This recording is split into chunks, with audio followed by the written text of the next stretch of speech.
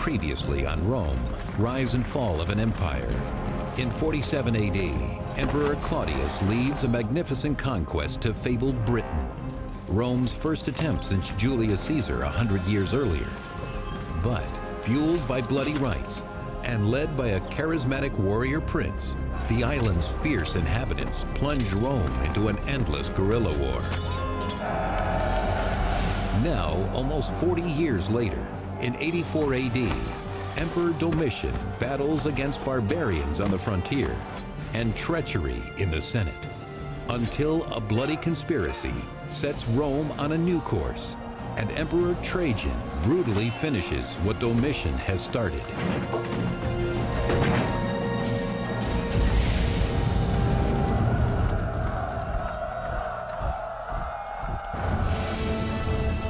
Rome, 80 AD.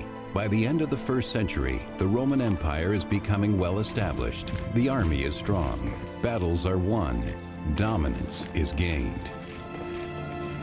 It's entering into a very prosperous period that's going to last about 150 years, up until the middle of the 3rd century AD, when they start to run into real problems. So Rome is entering a very prosperous period at this juncture.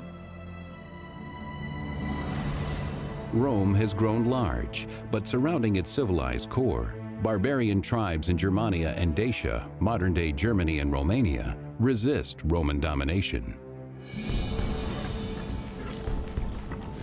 Most troublesome of these are the Dacians.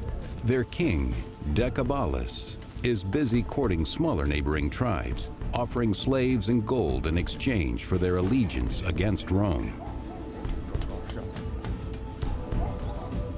He had cast about for alliances to his north and successfully gotten alliances to his north. He had also successfully gotten alliances to his east. So he's becoming increasingly formidable, and the Romans do not like this. The Romans have never liked this. Through these efforts, King Decebalus undermines Rome's strategy to keep the various barbarian tribes divided and weak. The Romans dealt with all of these configurations of tribes across both these borders, largely by seeking to pit them, the one against the other, to manipulate them so that they never achieved solidarity against Rome, on the one hand, and so that none of them ever became powerful enough in its own right by conquering all the others that they would pose a significant enough threat. Decebalus cements his tribal agreements against Rome, just as a precarious imperial transition is taking place. Back in Rome, an inexperienced nobleman named Domitian stands poised to take the throne as his brother, the Emperor Titus, lies on his deathbed. It is a turn of events that no one has predicted and that Rome is not prepared for. There is apparent conflict between Titus and Domitian. Titus will die of plague in 81 AD, and there'll be rumors of Domitian having poisoned him, having gotten rid of his brother to gain imperial power. Titus, a popular emperor, rules for only 2 years.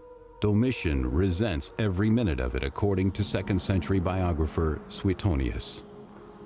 Domitian never failed to say that he and his brother should have ruled Rome together, but their father's will had been tampered with. And when Titus was seized with a dangerous illness, Domitian ordered that he be left for dead before he had actually drawn his last breath.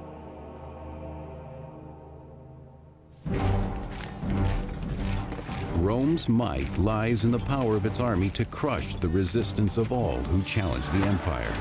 So to prove he is as worthy as his brother and father, Domitian must earn his legacy on the battlefield. In 83 AD, he leads his soldiers to the Germanic frontiers along the Rhine and Danube in a showy display of Roman strength. But Domitian himself will not face the first onslaught of barbarian warriors alone. Accompanying him as his battle commander is someone who lacks both status and experience, someone who can never be a threat to him, Cornelius Fuscus.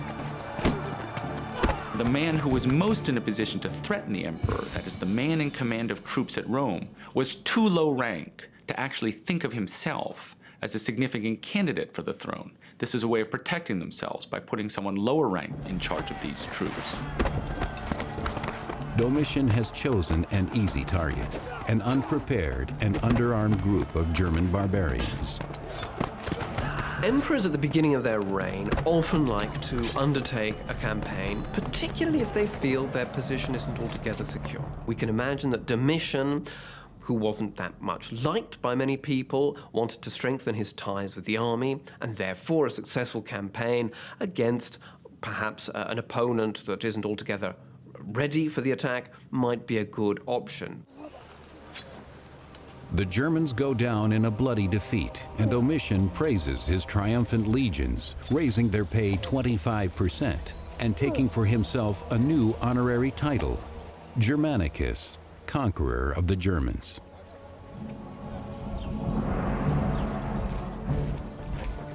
While Domitian actively promotes himself, a young soldier named Trajan asserts quiet authority on the Rhine frontier, earning respect through leadership rather than violence. He is a man of ambition and patience.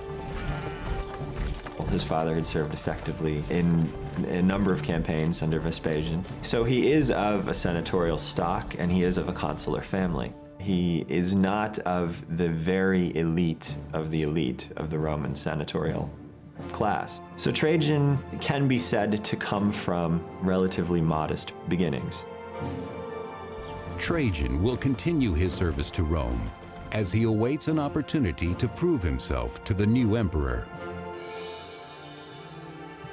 But to the north, in their weapons workshops, the Dacians are operating overtime, hammering the steel of swords and spears, filling the armory of their king, Decebalus.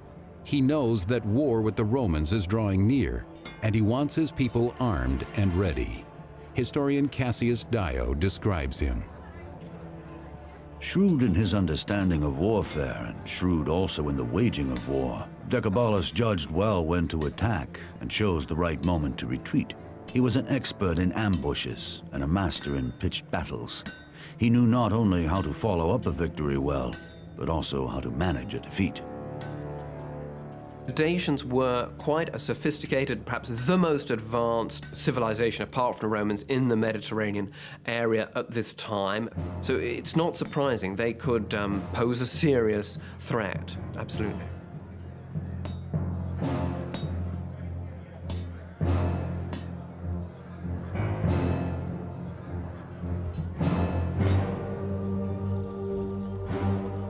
The Dacians gather with their shaman to purify the tools needed to perform a sacred ritual in which their heavenly god, Zalmoxis, will reveal their fate. 5th century BC historian Herodotus. Once every 5 years they chose by lot one of their people and send him as a messenger to Zalmoxis, charged to tell the god of their needs. If the messenger be killed by the cast, they believe that the gods regard them with favor.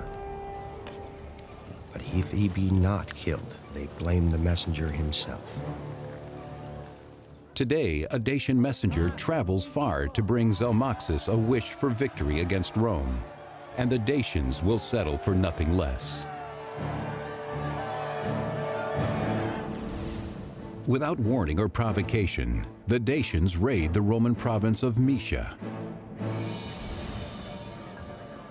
The markets of Moesia teem with the goods of a bountiful province. Fruit from the orchards, grain from the fields, pottery from the skilled artisans, and gold dug from the Moesian mines, a key source of metal for Roman coinage. Exploiting Rome's lack of vigilance on this part of the frontier, the Dacians ride in, catching the province completely off guard. They wreak total havoc, looting, pillaging, and slaughtering anyone who tries to stop them, including the governor of Moesia. It's unclear exactly why in 84 they go into Moesia, what this initial incursion is about. This had traditionally been their territory, at least part of Moesia had been their territory, and so possibly there is a desire to recover lost territory, or perhaps just a desire for plunder and a recognition that there is a weakness that can be exploited. Clearly, waging war on the other side of the Danube was a way to promote an elite of warriors, and clearly Decebalus had come to power as a consequence of that. In other words, waging war against the Romans was the best way for the aristocracy to come to political prominence. As Rome's border comes under serious assault, the untested Emperor Domitian will rally his troops against a lethal barbarian foe. 84 AD. With the death of his brother, Domitian has unexpectedly become Emperor of Rome. Now he must prove himself against an unexpected enemy. Unprovoked, the Dacian barbarians have raided the province of Moesia and killed its governor. The Romans send Cornelius Fuscus and his legion in reprisal.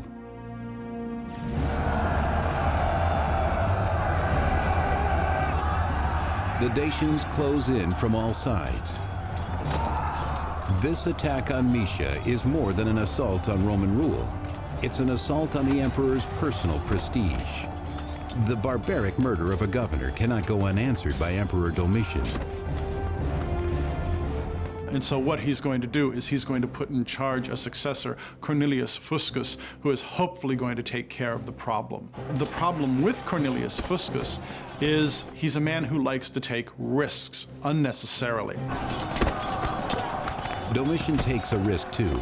By appointing this man who is not of senatorial class, he is openly defying the Roman Senate. The Dacian forces confront him and inflict a major defeat on him. Such a significant defeat that his life is lost, his army is essentially annihilated, and the standards are taken. And this is a major blow for the Romans.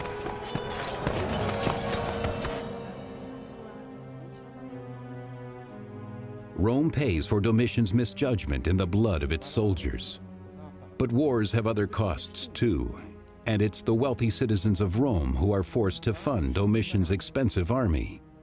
The emperor would stop at nothing to fill his coffers, writes 2nd century biographer Suetonius. Reduced to financial straits by the cost of buildings and shows and the pay raises he gave to the soldiers, Domitian eagerly resorted to every sort of robbery. He used any charge to seize the property of the living and the dead. In this way, he became an object of terror and hatred to all. All except the Roman army, whose loyalty Domitian has bought. With a new general installed after Fuscus's death, Emperor Domitian deploys his soldiers across the border to Tapai in Dacia. Now more than ever, the emperor must defeat Decebalus and regain Roman honor. He depends on auxiliary troops, foreign allies, paid to fight Rome's battles.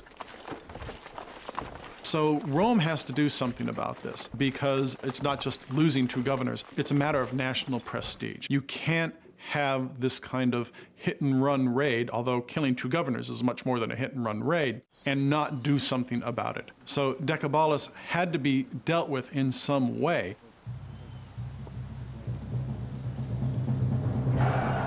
As the Roman and Dacian forces clash again, Rome is determined to settle the matter once and for all. The Dacians are notoriously fierce fighters, but the Roman army, beefed up with auxiliary troops composed of barbarian allies, won't back down.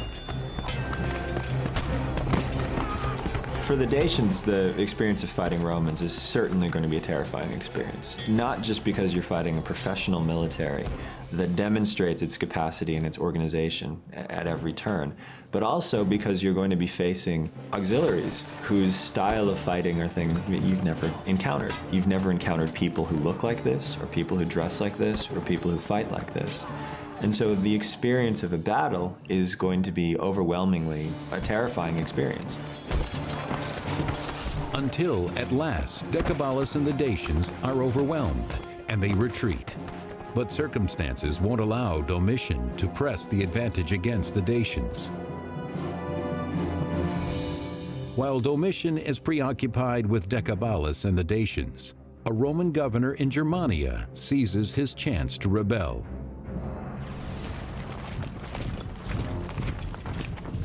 Domitian sends the young and loyal legionary commander named Trajan to restore order. The revolt is crushed, and the rebel leader taken captive. Domestic problem that Domitian faced in 89 was apparently dissatisfaction among at least one of the commanders and his legions elsewhere in the European theater. This was the general Saturninus, who seems to have made an attempt to declare himself emperor while Domitian was preoccupied with the Dacian Wars. Trajan helps quell the Saturninus rebellion, winning greater recognition from the emperor. As a reward, Domitian makes him consul in 91. And then it seems he's given probably 2 military governorships along the frontier, both of which required great skill and also granted to him great responsibility. But for the Dacian king Decebalus, the Emperor Domitian's political and military problems provide an unexpected bonus. Domitian, an inept leader at best, suddenly feels vulnerable because of dissent in his ranks and the savagery of the Dacian resistance. Hoping to appease and control his defeated enemies, the insecure Domitian sends a messenger from Rome into Dacian territory, offering a generous treaty deal with the warrior king. It is a weak and cowardly solution. Anytime a military leader settles with an enemy for anything less than total victory, it's always going to be open for his critics to complain that this amounts to a cowardice, to letting an enemy off the hook. Witness the criticism, both in the 90s and early into this decade, that was leveled at George H.W. Bush for allowing Saddam Hussein to remain in power after the first Gulf War. In this strange reversal, Domitian's messenger delivers the spoils of war to his defeated enemy, according to historian Cassius Dio. Domitian had given large sums of money to Decebalus on the spot, as well as artisans of every trade, pertaining to both peace and war, and promised to keep on giving large sums in the future. Domitian squanders Rome's wealth to buy a barbarian's loyalty. He was forced to cut a deal that was very unfavorable, and to the permanent detriment of his reputation, he had to grant the Dacians a tribute. He also had to send engineers and technicians, and in essence laid the foundation for a Dacian resurgence. Then, in 89 AD, Emperor Domitian follows this display of Roman weakness with another foolish action. What he believes will be a show of Roman strength against other barbarians across the Danube.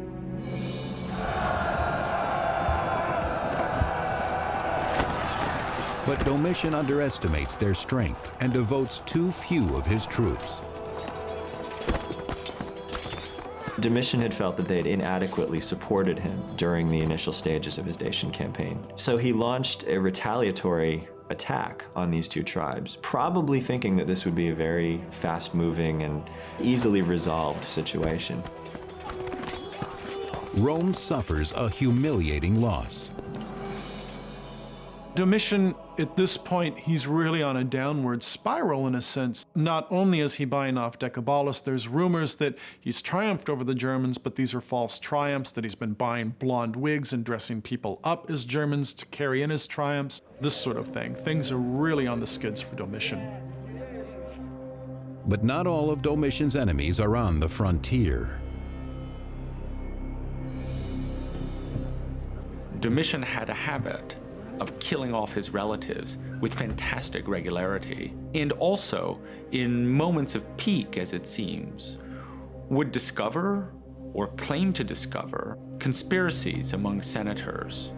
And this would lead to purges of the ranking membership of the Senate. By 93 AD, Domitian declares himself Dominus et Deus, Lord and God. He has become unpredictable, vindictive, and dangerous. He made virtually everyone close to him feel continually under threat, and it was only a matter of time before someone lashed out to kill him before he killed them.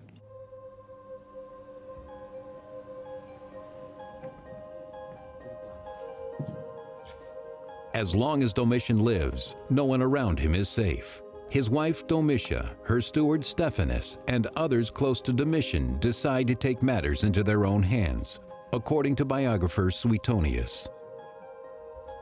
As the conspirators were deliberating when and how to attack Domitian, whether at the bath or at dinner, Stephanus, Domitian's steward, offered his aid.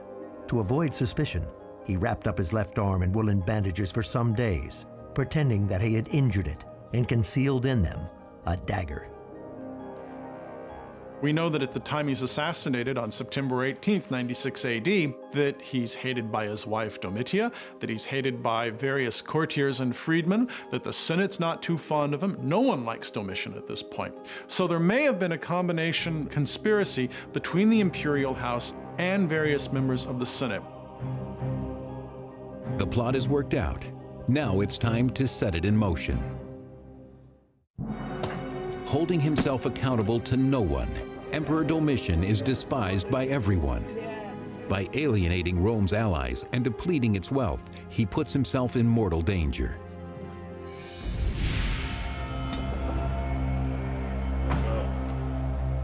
A trusted servant, Stephanus, approaches the emperor, playing on his fears, according to Roman biographer Suetonius. Given an audience with the emperor, by pretending to reveal a conspiracy against him, Stephanus handed him a scroll of false evidence and then stabbed him as he read it.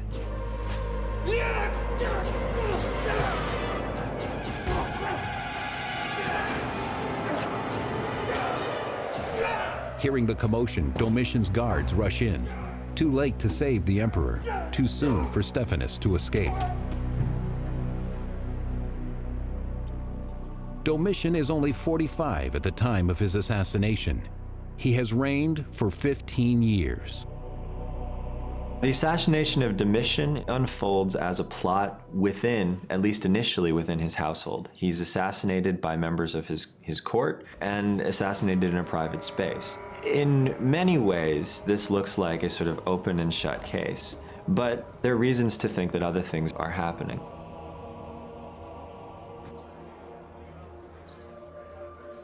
With Domitian dead, the Senate presses its advantage, according to historian Suetonius. The people received the news of Domitian's death with indifference, but the soldiers grieved and at once tried to call him Domitian the God. The senators, on the other hand, were so overjoyed that they raced to insult the dead emperor, pulling down his statue, chiseling his name from the buildings, and smashing his likeness before the eyes of the people. The Senate wastes no time appointing a new emperor. In the immediate aftermath of Domitian's assassination, the Senate at Rome sought out one of its own members as a new emperor, a man named Nerva, who was an elderly man and without children, and without any particular military distinction. The reasons for their choosing him are shrouded in history now. Nerva is acclaimed by the Senate suspiciously quickly. And Nerva is an excellent compromise candidate if you're looking to appoint an emperor that most people could deal with, because Nerva's old, Nerva's sickly, Nerva doesn't have a son. And so he is in essence a placeholder while you figure out what you want to really do. Nerva knows his role is only temporary, and he makes the most of it. Rather, of course, than Nerva abdicating, or for that matter, Nerva being assassinated for his weakness in controlling the troops, he took, in fact, a co-emperor, one who gave him exactly those qualities that he himself lacked. Tremendous respect among the military, being foremost among them. Within a year, Nerva adopts up-and-coming General Trajan as his heir and names him co-emperor. History is silent on the question of whether Trajan was part of the original conspiracy to assassinate Domitian. I don't think we can say Trajan was involved, but he likely was aware of it, and that doesn't even necessarily mean he supported it. He could have been aware of it, but recognized that this was a circumstance that he couldn't change and was willing to accept.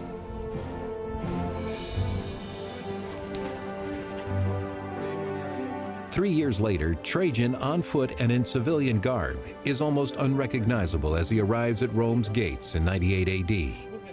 he has come to be declared sole emperor after Nerva's natural death. He receives a hero's welcome once the guards realize who he is.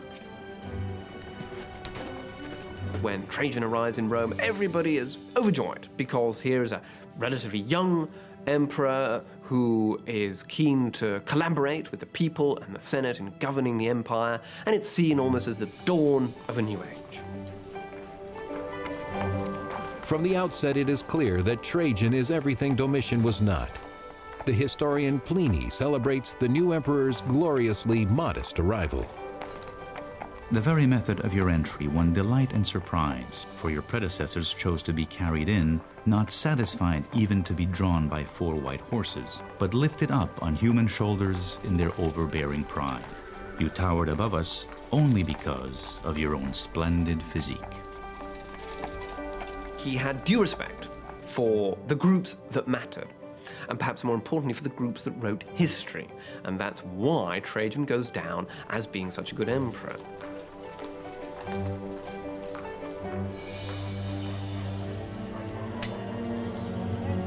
Trajan inherits Rome's humiliating and costly treaty with the Dacians. Thanks to Domitian, in exchange for peace, these barbarians are entitled to Roman weaponry, Roman deserters, and each year another large portion of Roman wealth. And Trajan won't tolerate that.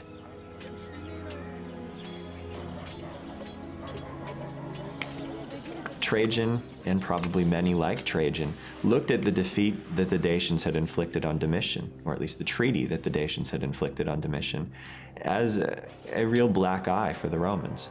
And so there was incentive to do something about this and to fix this situation.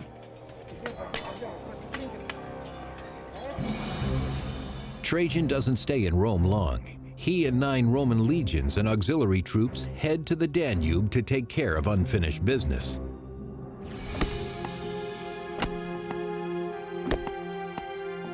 He fortifies Rome's military presence on the frontier, preparing for a long engagement along the Danube.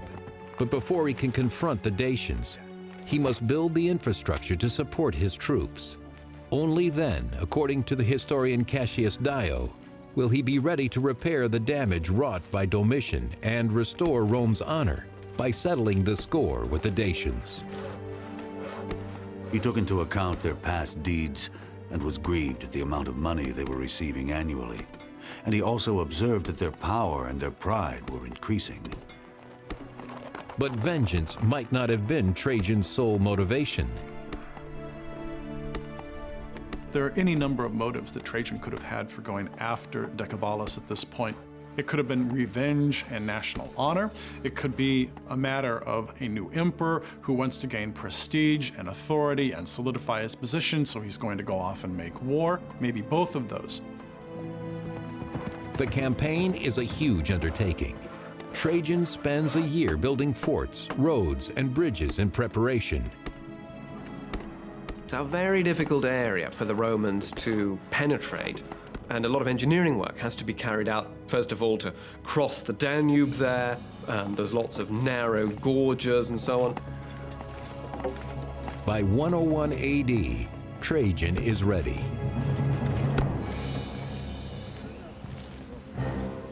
Trajan's reputation as a master commander precedes him, and the Dacian king Decebalus wants to undermine his efforts by making sure he doesn't profit.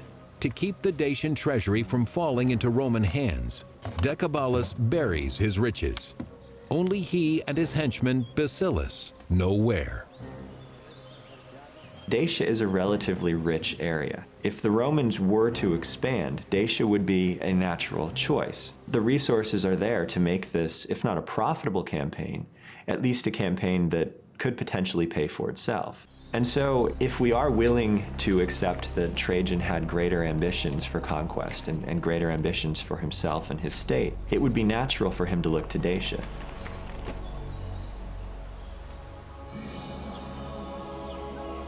In the year 101 AD, the Dacians know their years of peace are about to end. Many of them pack up and flee for their lives. Though the Dacians have done battle with the Romans before, this time is very different, according to historian Cassius Dio. Decebalus, learning of Trajan's advance, became frightened, since he well knew that before it was not the Romans that he had conquered, but Domitian. And now he would be fighting against both the Romans and Trajan the Emperor. Dacian families head for safer ground, knowing this time there will be no negotiations. Trajan, throughout his reign, is renowned for traveling with his armies and enduring some of the same difficulties that his army endures. And I think this is what endears Trajan very much to the soldiers serving under his command eventually. He appreciated the struggles that they were going through and was willing to share some of these struggles himself. And now, that struggle will take the Roman troops to Dacia. The new Roman Emperor Trajan has reconciled the Senate and the military, and now he seeks Roman glory and personal honor by confronting the troublesome Dacians at Tepai. By 101 AD, the Dacian king Decebalus has grown familiar with Roman fighting tactics and with making friends with Rome's enemies. Decebalus worked assiduously in building up a nexus of alliances, not just amongst foreign peoples, but also amongst his nobles. And he'll create a fighting force that's formidable, but it's not as formidable as the Romans. However, they are organized, and they are a formidable enough force that they can beat the Romans at times, and that's important to remember. But it is not enough, and Decebalus knows it. Faltering, he even sends Trajan a plea for peace. Trajan rejects it. The emperor will stop at nothing short of victory, though it comes at a high price, writes historian Cassius Dio. Trajan engaged the foe and saw many wounded on his own side and killed many of the enemy. And when bandages gave out, he is said not to have spared even his own clothing, but to have cut it up into strips.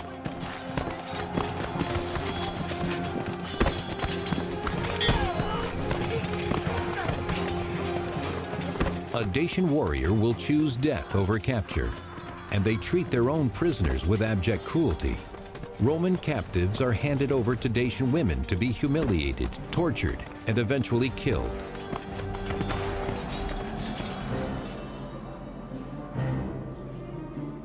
Ultimately, Trajan prevails over Decebalus, bending the barbarian to Rome's will.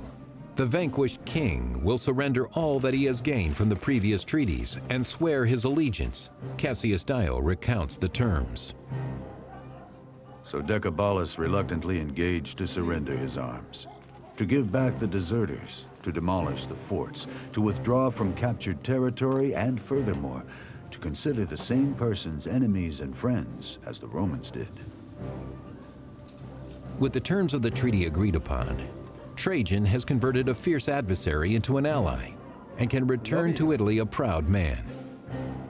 But the treaty falls short of its mark. It can't curtail Decebalus's bloodthirsty ambition, and it can't force him to surrender his knowledge of Roman technology.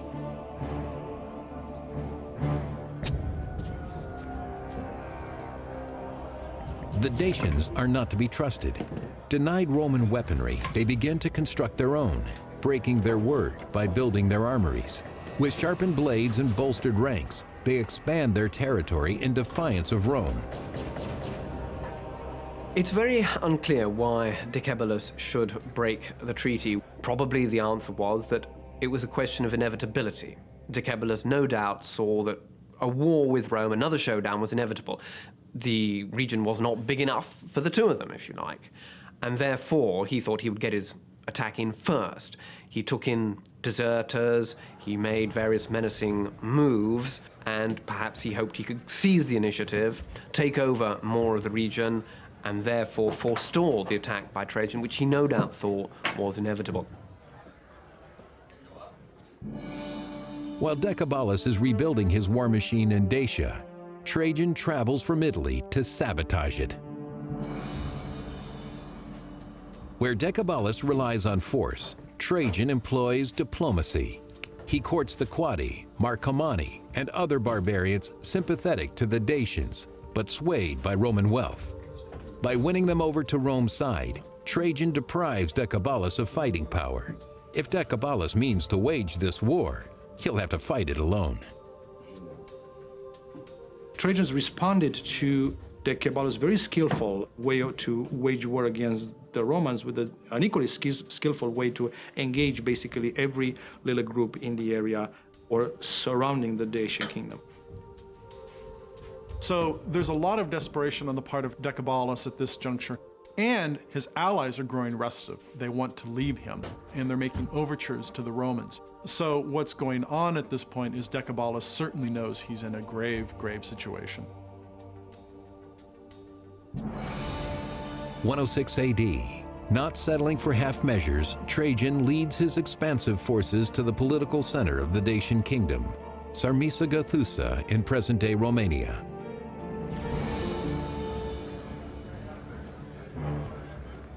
Within the walls of the fortress city, soldiers and citizens prepare for the invasion by Roman troops. The Dacians put their faith in their stout walls and strong army. But should the Romans breach the gates, the citizens will be ready. Armed with torches and oil, they will leave the Romans with nothing worth taking. And for themselves, a poison is prepared, so that no Dacian man, woman, or child will suffer capture and Roman slavery.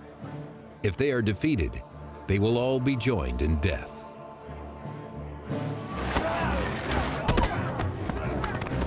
To reach the Dacian capital, Trajan runs the gauntlet of Dacian forces defending the route that leads to the gates of the city.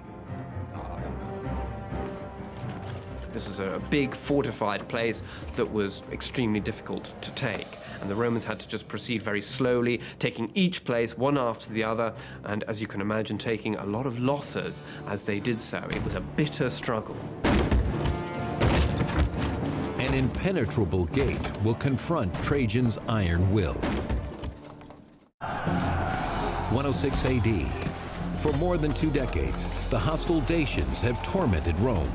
Now, as they once again break their treaty, Emperor Trajan mobilizes his troops to break their will by breaching their stronghold. The Dacians have fought mightily to keep the Romans from the gates of their citadel at Sarmisagathusa.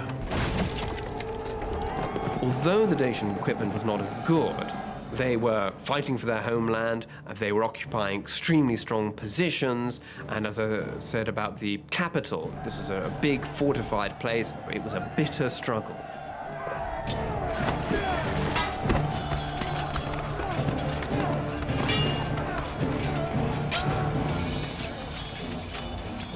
The Roman efforts pay off as their forces penetrate the doomed city. But the Dacians who choose death over defeat have poisoned themselves and set the city ablaze. Decebalus, cornered by Roman soldiers, will not be taken alive. But his aide, Basilis, pleads for his own life and is captured. A better prize is Decebalus's head, which Trajan soldiers collect as the ultimate trophy. They will later parade it victoriously through the streets of Rome. It was the first big military success by a reigning emperor since the days of Augustus and Julius Caesar. This was a remarkable achievement.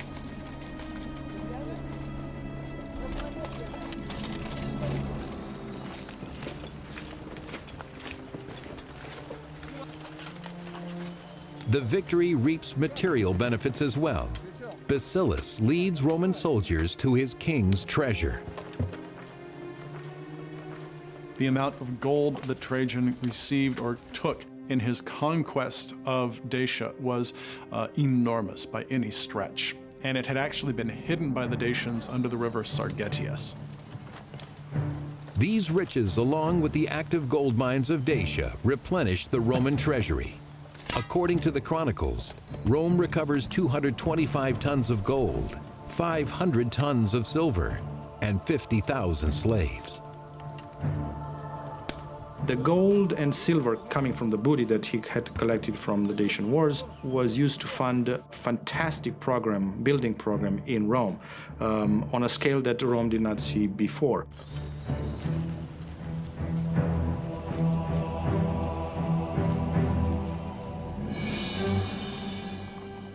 The spoils of war provide Trajan with the funds he needs to build a new forum complex in Rome, the largest ever built.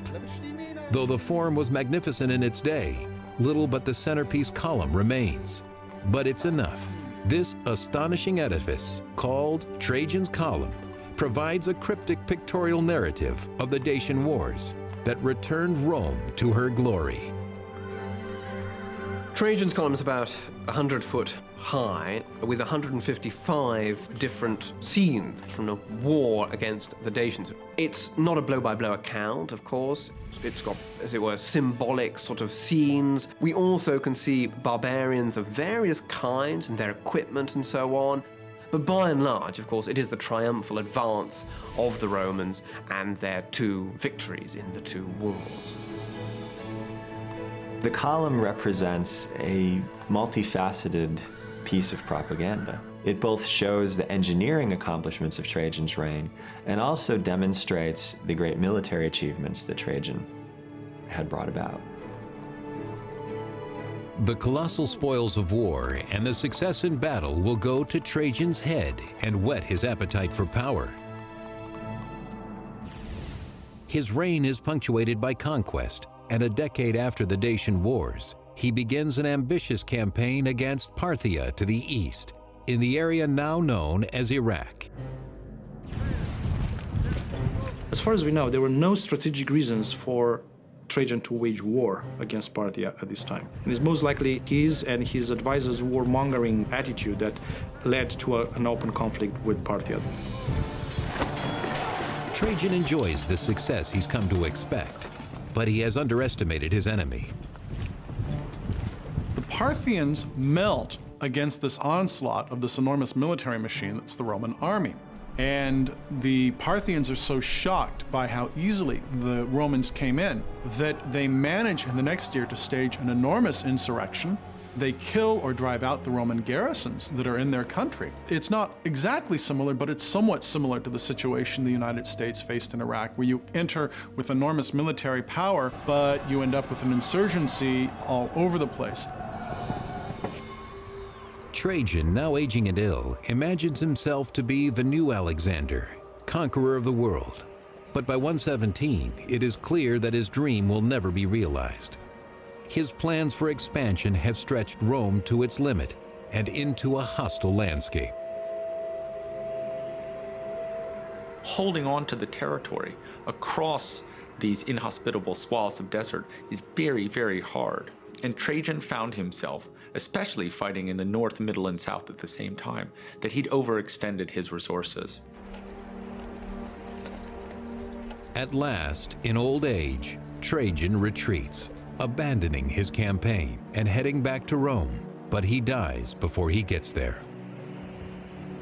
The situation that Trajan found himself in the last year of his life is in many ways similar to the situation that the United States and its allies finds itself in the same part of the world, with the same porous defenses, the same porous natural frontiers, and the same desire, in essence, to fight a war that ought to have taken a long time in a relatively short span of time, with a plan for winning a military victory, but no plan for absorbing the territory and organizing the territory.